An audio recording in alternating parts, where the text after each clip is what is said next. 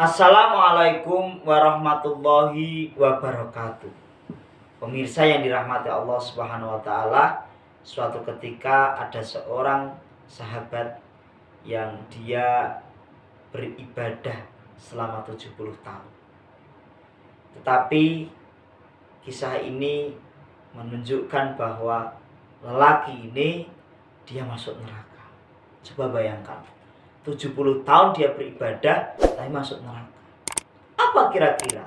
Ternyata usut punya usut, lelaki ini dia adalah ahli ibadah. Selama 70 tahun waktunya dihabiskan untuk ibadah. Hanya di akhir hidupnya dia 7 hari bermaksiat. Dan ketika dia bermaksiat, saat itu dia sedang berzina, dia digoda oleh wanita dan melakukan kemaksiatan, dia meninggal. Malaikat protes. Loh, kenapa? Lelaki ini kan 70 tahun sebagai ahli ibadah, kok bisa dia masuk neraka? Ternyata apa?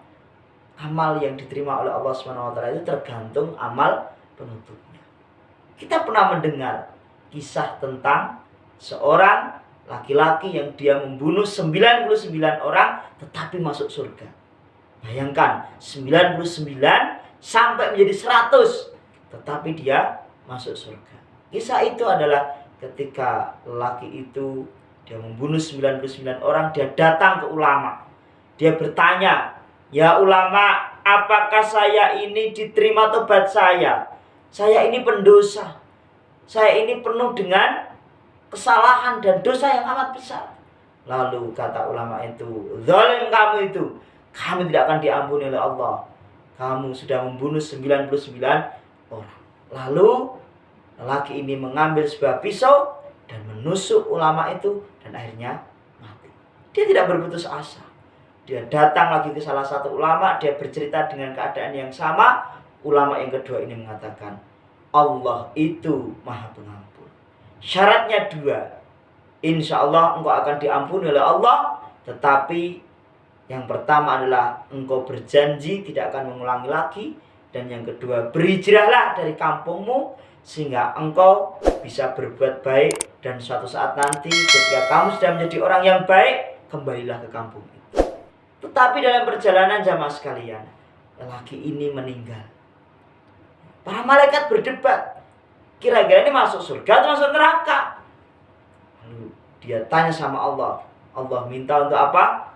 Diukur lebih jauh perjalanan bertobatnya atau jalan yang kurang dari titik untuk hijrah itu. Ternyata dia sudah menempuh 70% dari perjalanan menuju hijrahnya itu. Lalu Allah mengatakan dia di surga. Pemirsa yang dirahmati Allah Subhanahu wa taala, apa yang bisa kita ambil pelajaran dari kisah ini? Yang pertama adalah ternyata ini senada dengan hadis Rasulullah. Amal seseorang itu tergantung amal penutupnya. Lebih baik menjadi mantan bajingan, menjadi mantan penjahat daripada menjadi mantan orang baik. Inilah jamaah sekalian.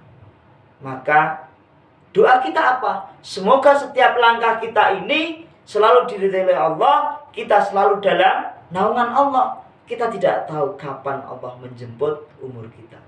Jangan sampai di saat kita terpeleset, kita bermaksiat, ternyata Allah sedang menjemput nyawa kita, sehingga amalan-amalan kita itu tidak diterima oleh Allah dan kita menjadi ahli neraka. Na'udzubillah, na'udzubillah min dzalik.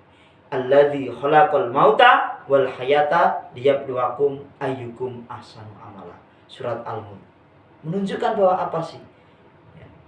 Yang terpenting dalam hidup kita itu adalah tentang bukan seberapa hebat, bukan seberapa kaya, bukan seberapa top kita, tetapi ahsanu amala, seberapa baik amal ibadah kita.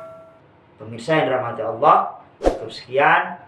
Mohon maaf jika ada kesalahan. Semoga bermanfaat. Wassalamualaikum warahmatullahi wabarakatuh.